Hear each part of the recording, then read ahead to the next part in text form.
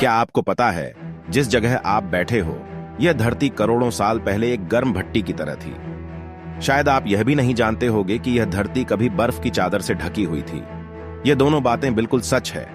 आज हम हमारी पृथ्वी के पूरे इतिहास को जानेंगे। जहां पर आज हमारा सोलर सिस्टम है, वहां अनेक प्रकार की धूल हुआ करती थी। वैज्ञानिकों के अनुसार धूल के बादलों से दूर एक तारा हुआ करता था। समय के साथ साथ उस तारे की ऊर्जा कम होने लगी, जिसके कारण उसके अंदर एक विशाल विस्फोट हुआ। विस्फोट के कारण यह ब्रह्मांड की धूल एक दूसरे से दबने लगी। इस वजह से बादलों में स्थित धूल के कण दबाव और गर्मी के कारण बड़े उल्कापिंडों में बदलने लगे, और इसी दबाव की वजह से बादलों में स्थित रेडियो एक्टिव पदार्थ ने गुरुत्वाकर्षण का निर्माण किया। इस गुरुत्वाकर्षण के कारण बीच में हीलियम और हाइड्रोजन इकट्ठा होने लगे।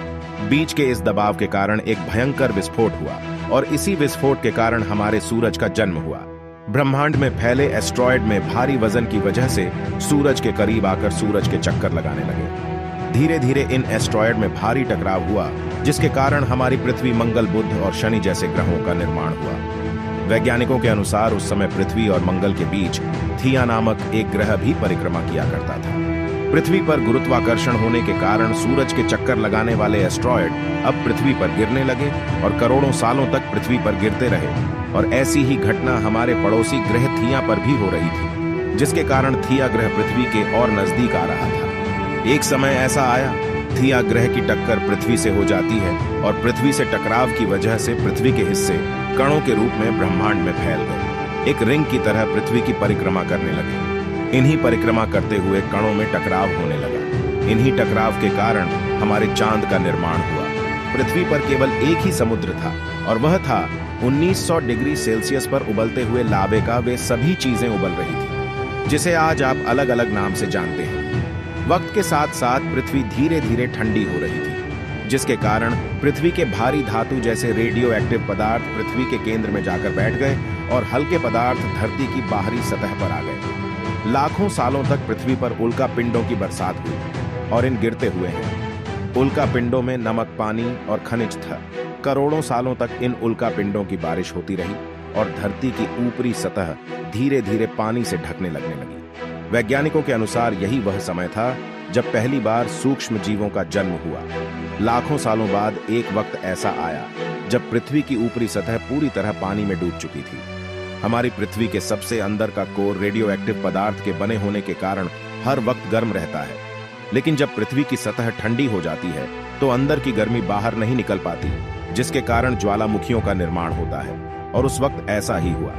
पानी से ढकी इस धरती पर हजारों की तादाद में ज्वालामुखी निकलने लगे, और आने वाले लाखों सालों तक इन ज्वालामुखियों का निकलना जारी रहा, जिसके कारण जमीनी सतह का निर्माण हो रहा था। इस वक्त भी पृथ्वी पर वातावरण न होने के कारण अंतरिक्ष से उल्कापिंड की बरसात हो रही थी। आज से लगभग 300 करोड़ साल पहले पृथ्वी पर ऐसा वक्त आया जब पृथ्वी का वातावरण लगभग स्थिर होने लगा था।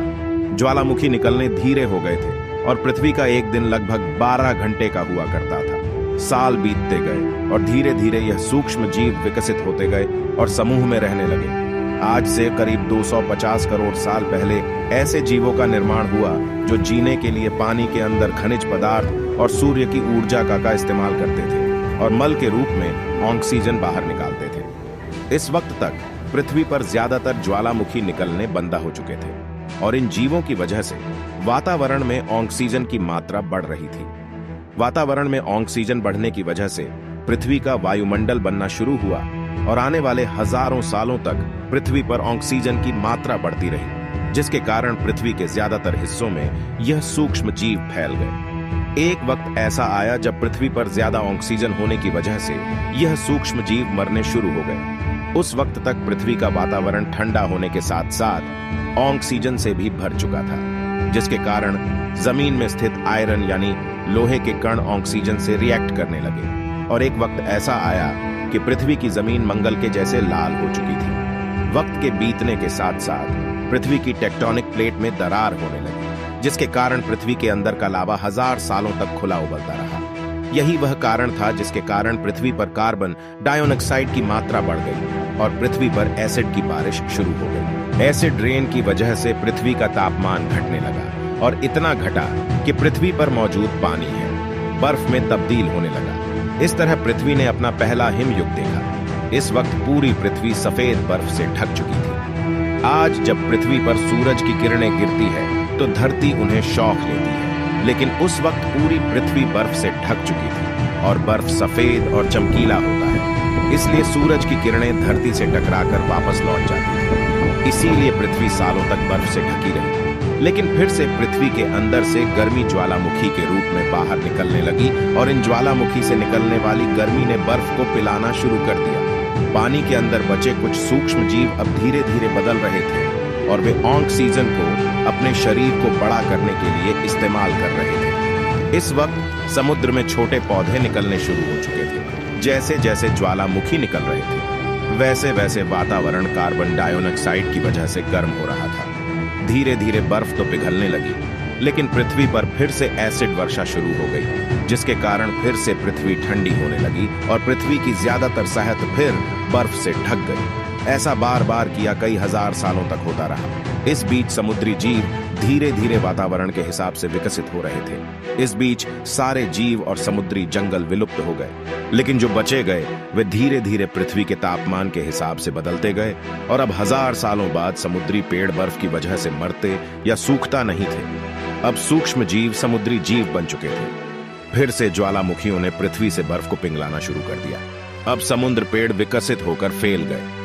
धीरे धीरे वातावरण में ऑक्सीजन की मात्रा बढ़ने लगी और पृथ्वी पर होने वाली एसिड की वर्षा कम होने लगी। वातावरण में ऑक्सीजन आने की वजह से पृथ्वी की ओजोन परत मोटी होने लगी और आज से लगभग 47 करोड़ साल पहले पृथ्वी की ऊपरी सतह पर पहली बार मोसोस नामक प्लांट उगना शुरू हुआ। वक्त के साथ साथ पृथ्वी पर अनेक प्रकार के पेड़ पौधे उगना शुरू हुए। एक वक्त ऐसा भी आया जब पृथ्वी पर पेड़ों की लंबाई लगभग 80 से 100 फीट ऊंची हो चुकी थी। यह वह वक्त था जब सुंदर जानवर समुद्र से बाहर निकल रहे थे और जमीनी जानवरों में परिवर्तित हो रहे थे। धरती की ज्यादातर जमीन एक जगह इकट्ठी हो चुकी थी, जिसे आज हम पैजिया महाद्वीप के नाम से जानते हैं। पृथ्वी का तापमान और वातावरण लगभग स्थिर हो चुका था और अब करीब 21 से 23 घंटे का दिन हुआ करता था। अब समुद्री जीव पानी से बाहर रहने लगे थे और वातावरण के हिसाब से उनके शरीर का रंग रूप बदल रहा था और धीरे धीरे जमीनी जानवर डायनासोर में परिवर्तित हो गए। जो डायनासोर पेड़ पौधे खाते थे उनका शरीर विकसित होने लगा। कुछ डायनासोर शिकार करते थे, जिसके कारण वह छोटे और तेज होते चले गए। पृथ्वी की ऊपरी जमीन एक जगह इकट्ठा होने के कारण ज्यादातर जमीन रेगिस्तान और बंजर हो चुकी। ज्यादातर जंगल समुद्र के करीब हुआ करते थे, जिसमें डायनासोर रहा करते थे। आज से लगभग 30 करोड़ साल पहले पैजिया द्वीप टूटना शुरू हो गया।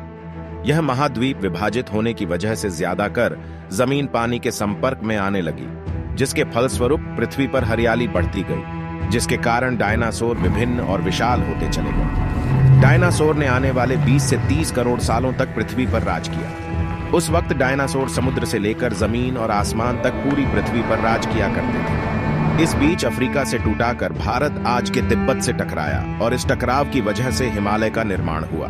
डायनासोर का अंत कैसे हुआ, इसके बारे में हमारे चैनल पर ऑलरेडी एक वीडियो है, उसे देखें। चलो आगे चलते हैं। एस्ट्रॉयड की वजह से पृथ्वी पर हानिकारक गैसों के कारण फिर से एसिड की वर्षा शुरू हो गई और फिर से पृथ्वी ठंडी होकर बर्फ से ढक गई। लेकिन इस बार पृथ्वी की बर्फ लाखों सालों तक नहीं जमी और 80 से 90 हजार सालों बाद यह बर्फ हटनी शुरू हो गई। जैसे ही पृथ्वी पर वातावरण फिर से पहले जैसा होने लगा, वैसे ही जो मैमल्स जो बच गए थे जमीन से बाहर आना शुरू हो गए। उस वक्त पृथ्वी की बर्फ पिघलनी शुरू हुई थी, जिस वजह से अफ्रीका में घने ठंडे जंगल हुआ करते थे और इसी बीच यह जमीनी जीव बंदरों में परिवर्तित हो गए। मगर जैसे जैसे पृथ्वी गर्म होने लगी, अफ्रीका के जंगल सूखने लगे। जंगलों की चीजें खाने वाले बंदरों को खाने की कमी होने लगी। खाने की तलाश में इन बंदरों ने अपने पैरों पर चलना शुरू कर दिया, जिसके कारण उन्हें दूसरे जानवरों का शिकार करने में मदद मिलती थी। धीरे धीरे बंदर एप्स में परिवर्तित होने लगे। खाने की तलाश में यह एप्स पृथ्वी के दूसरे हिस्से में फैलने लगे और धीरे धीरे उनका रंग रूप वहां के मौसम के हिसाब से बदलने लगा। धीरे धीरे हम आदिवासी बने। हमने हथियारों से लेकर आग का आविष्कार किया। हम धीरे धीरे इंसान के रूप में विकसित हुए और वक्त के साथ साथ हम विकसित होते चले गए और आज हम इस पृथ्वी की सबसे विकसित प्रजाति बन चुके हैं। पृथ्वी को आज के जैसी बनने में लगभग 450 करोड़ सालों का समय लगा है और समुद्र के नीचे रहने वाले जीवों से इंसान बनने में कई लाखों सालों का। लेकिन हमने इन 100 सालों में पृथ्वी को जितना गंदा किया है, हम पृथ्वी को फिर से गर्म कर रहे हैं और कार्बन डाइऑक्साइड की मात्रा बढ़ा रहे हैं। वैज्ञानिकों का मानना है कि पृथ्वी पर फिर से भारी परिवर्तन होने वाला है। पृथ्वी के बारे में और अधिक जानेंगे हम अगली वीडियो में। तब तक के लिए देखते रहिए अमेजिंग दुनिया। आप हमारी इस वीडियो पर ज्यादा से ज्यादा लाइक करें और ऐसी ही मजेदार वीडियो देखने के लिए अमेजिंग दुनिया को सब्सक्राइब करें।